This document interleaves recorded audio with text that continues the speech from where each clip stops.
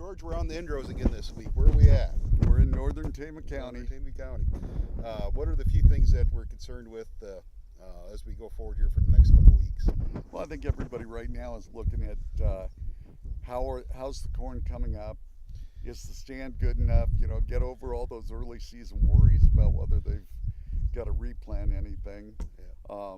And I'm sure glad it warmed up. You know, we finally got sunshine and heat here. So George, you know, when you look at the field here, you know, this was clean tilled, so it's nice and black. Mm-hmm. It's taken about 3 weeks to get out of the ground. Probably where there's probably more concern on stand has been some of the stuff that's a little slower out of the ground. What would that be for you? Obviously, no till. No till with heavy residue, or else fields that are poorly drained, that have gotten quite a bit of rain on them. Those tend to be a little slower. Fields that have had cover crop on them, Yes. you know, they get a thick mat of rye on them. Cover crops are great, but it's another management level again. It just takes a little more patience to wait for that crop to get out of the ground. Yeah. So if a grower is concerned about stand health, what are the few things that they should be taking a look at? And probably the key things to be looking at right now when you go out there is that coleoptile. If it's not up, is that coleoptile still intact, or is it starting to break the leaves below the ground? Mm-hmm. So you'd look for leafing out. Look for the health of the mesocotyl.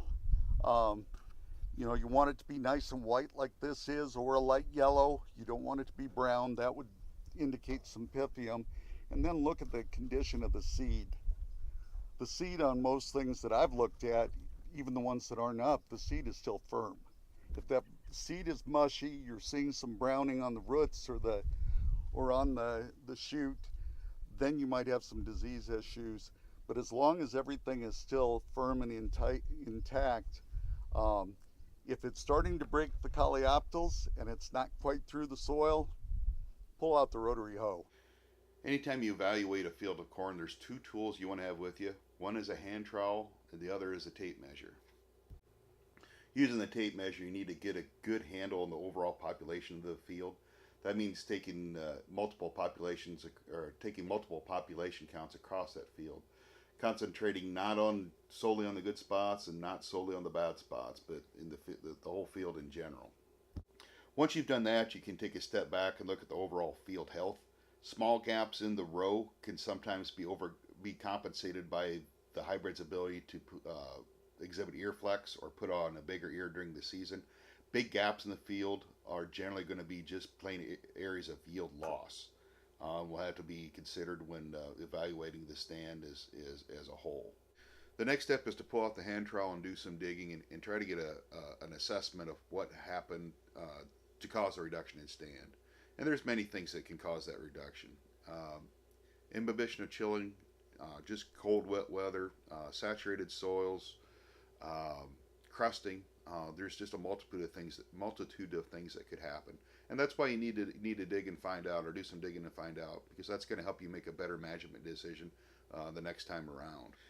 Once you've identified what your overall remaining population is, and you identified what may have occurred to reduce that stand, the next thing you really need to take a look at is overall stand health of the remaining stand, looking at the plant health of the plants that are there and the evenness of the stand. The more uneven the stand is, the more you see delayed emergence from plant to plant, the more yield is affected of the remaining stand.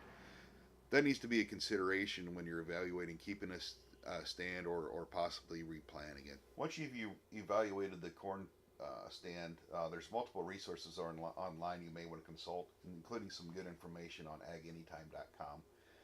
Generally, when you look at that information, you're going to see a chart that'll give you some numbers for maximum yield potential percentage for a given population at a given planting date. Great information, but always remember that those numbers are based on a healthy, evenly spaced stand. In other words, the chart shows you your best case scenario as far as maximum yield. Any plant health concerns with the remaining stand, any unevenness in the stand, any gaps in the field, will have to come off of that number that's on the chart.